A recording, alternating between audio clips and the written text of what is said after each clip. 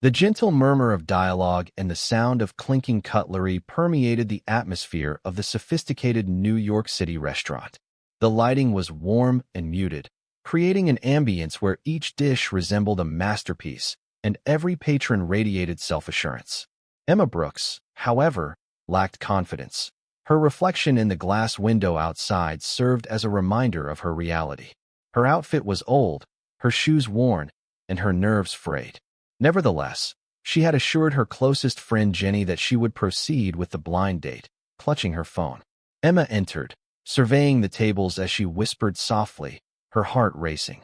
Her gaze fixed on a sharply dressed man seated alone at a table in the rear. His dark hair was meticulously combed, and he appeared absorbed in his phone. That must be him, she contemplated. Inhaling deeply, she approached while compelling a radiant smile. "Hello, you must be Kevin. I am Emma. It is a pleasure to meet you, Liam Parker." He looked up, startled, and momentarily blinked at her, rendered speechless. Hi," he stammered. Emma misinterpreted his bewilderment as shyness and took a seat across from him, her hands fidgeting nervously in her lap.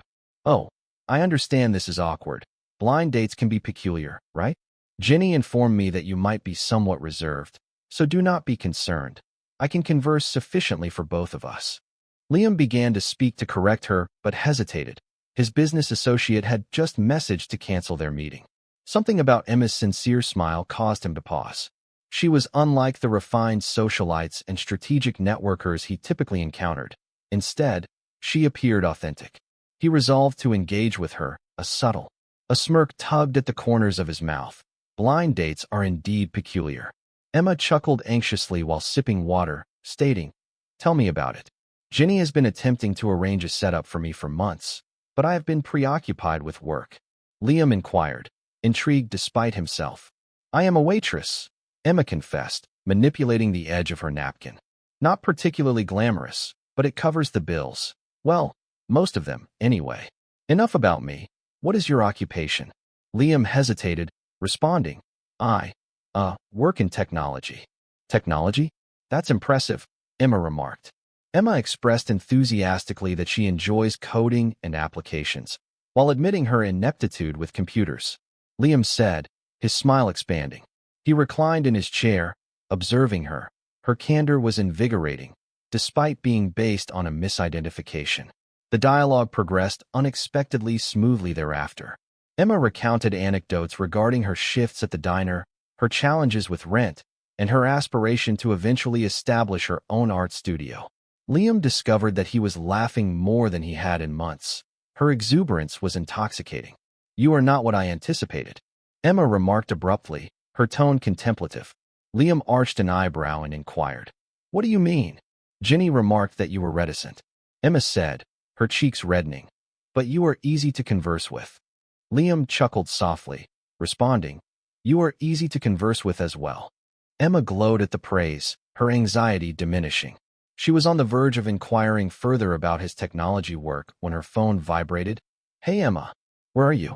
"I am at table 7, anticipating our meeting. Kevin." Her heart dropped as she received the message.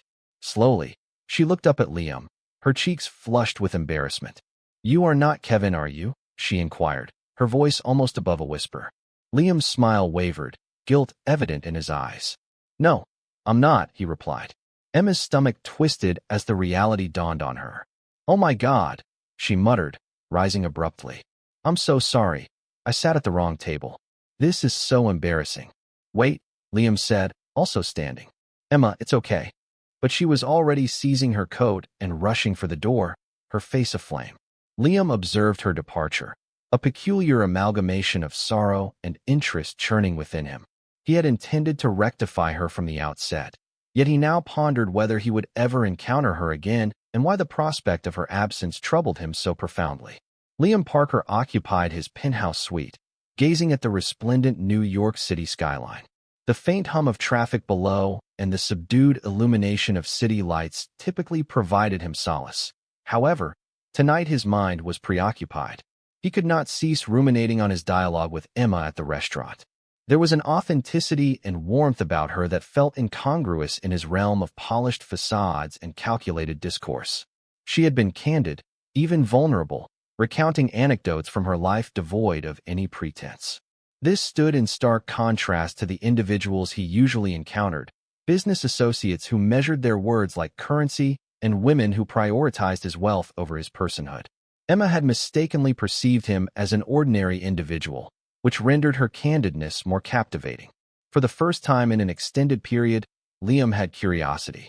Meanwhile, across town, Emma collapsed into the couch in her modest apartment, groaning into a throw pillow, her roommate nearby. Jenny glanced over her laptop with an amused grin. "What happened?" she inquired, placing her device aside. Emma sat up, her cheeks still flushed from the recollection. "It was worse. I sat at the wrong table, Jenny. I engaged in an entire conversation with a random individual, believing he was Kevin." Jenny suppressed a laugh. What transpired? Emma recounted the evening, her words spilling forth in a torrent. "He was amiable, genuinely pleasant, and amusing as well. However, upon receiving a message from the authentic Kevin, I fled the scene in a fit of folly. It resembled a romantic comedy scenario." Jenny gestured Emma's side once again, clutching a pillow to obscure her face. She expressed a desire to never encounter him again. Jenny arched an eyebrow. "Are you certain about that? You stated he was kind, and he was." Emma acknowledged, adjusting the pillow somewhat. "But it is inconsequential. I embarrassed myself." "Perhaps it is not catastrophic," Jenny remarked, shrugging. "Individuals err, and if he is as kind as you assert, perhaps he was unperturbed." The following morning, Liam sat in his office, distractedly perusing emails, while his secretary Claire assessed his agenda for the day, canceling the lunch with Rothman. Liam interjected abruptly, causing Claire to pause and glance at him. "You've been preoccupied since last night. Did something occur?" Liam hesitated, contemplating whether to disclose that he had encountered someone. He finally admitted, "I met someone," as Claire raised an eyebrow. Leaning back in his chair, his expression became pensive. "She mistook me for someone else. We conversed. She is unaware of my true identity, and for the first time in years, it felt normal." Claire, setting her clipboard down, inquired, "You wish to see her again?" Liam said, and Cla's lips curled into a subtle smile. "How do you intend to accomplish that?" "I possess a concept." Liam stated that later that day, Emma was concluding her shift at the diner when her phone vibrated. She retrieved it, frowning at the unknown number. "Hi, Emma. This is Liam," the message read. "I was the individual at the restaurant the other evening. I understand there was a misunderstanding, but I would like to meet you again." Emma contemplated the message regarding coffee. Her heart racing. Liam was not Kevin's friend. She presented the text to Jenny that evening, her brow furrowed. "What should I do?" Jenny grinned. "You should say yes, obviously. What's the worst that could happen?" After a brief moment of hesitation, Emma replied, "Okay, coffee sounds pleasant."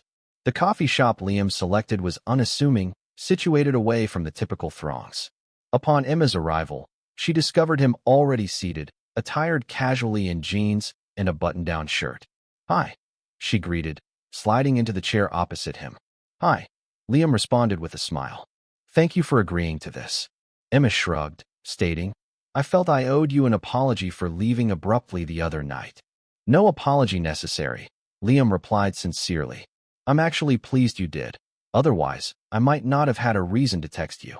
They ordered their drinks, and as the conversation progressed, Emma found herself becoming more at ease. Liam was approachable, his wit dry yet charming. He inquired about her art, family, and aspirations. After some time, Emma asked, "What do you do?" "I am employed in the IT sector." Liam stated that he intentionally kept his response ambiguous regarding startups generally. Emma acknowledged that it seemed to be complex. Liam acknowledged his fondness for the situation. As the afternoon progressed, he became increasingly captivated by Emma's world. She spoke of her mother, whose medical expenses necessitated 2 jobs, and her aspirations of transforming her sketches into a full-time career. "You are remarkably resilient," he remarked. Liam expressed that his admiration is sincere. Emma chuckled gently, "Whether resilient or obstinate, you may decide." Later that evening in his office, Liam's secretary confronted him, stating, "You have been absent all day." Claire inquired incisively about the situation of this woman. Liam groaned, massaging the nape of his neck. "She is distinct." Claire crossed her arms. "And you have yet to reveal your true identity to her." Liam said that he desires her to understand him rather than his financial status. Ciela's countenance softened marginally, however her tone remained resolute. You cannot sustain this indefinitely, sir. She will inevitably discover the truth, and if she does, the consequences will be dire. Liam acknowledged her correctness, although he was not prepared to jeopardize the first genuine connection he had experienced in years. The scent of freshly brewed coffee permeated the atmosphere as Emma entered the cozy cafe, her nerves somewhat steadied. Upon noticing Liam at a corner table, she waved hesitantly. He looked up, his smile warm and welcoming. Absent was the sharp business attire she recalled. Today, he donned a simple gray sweater and jeans, harmonizing with the cafe's relaxed ambience. "Hi," Emma greeted as she settled into the seat opposite him. "Hi," Liam responded, his voice soft yet sincere. "Thank you for meeting me again." She shrugged, attempting to mask her anxiety. It is not commonplace for someone you inadvertently encounter in a restaurant to text you expressing curiosity.